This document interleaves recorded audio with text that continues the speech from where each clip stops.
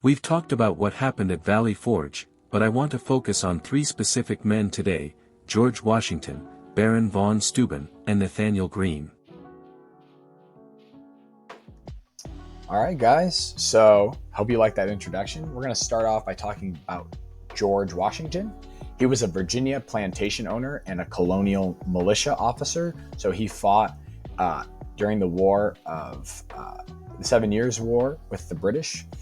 But in 1775, he was chosen by the American Congress to lead the Continental Army. He was in charge of all American forces. And it was him who chose to camp at Valley Forge because his men desperately needed to rest. And you don't really fight during the winter. And so he chose a camp just outside of Philadelphia, which was the American capital at the time. And it was his job to lead the men, to lead the army, and ensure that they would survive, not just in battle, but during these times where there wasn't any conflict, because really Valley Forge was a question of survival, and it was his job to oversee all of the men, all of the officers, and ensure that they would make it through this. And really one of the big contributions that he made was being present at Valley Forge, because every time people saw him, it was a huge morale boost because they saw their general, the man that they were fighting with.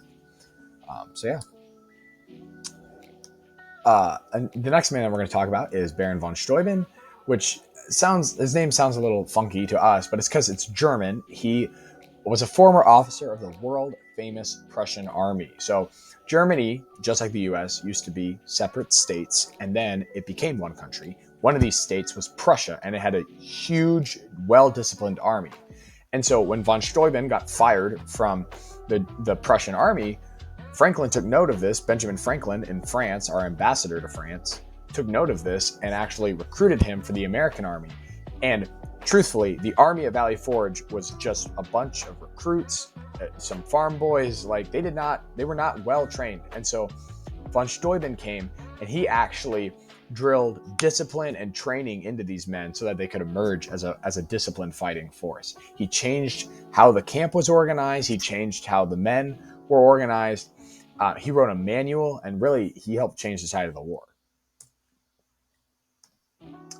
And then the next one is the last one is Nathanael Greene. So Nathanael Greene was a Rhode Island businessman. He helped his father run the ironworks.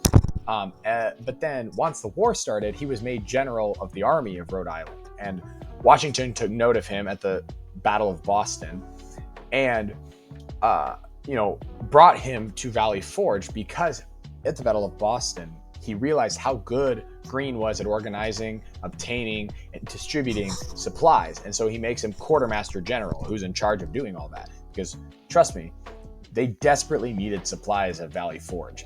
And really, people weren't dying at Valley Forge from battles. People were dying from disease and dysentery and lack of nutrition. And the work that Nathanael Greene really saved a lot of lives.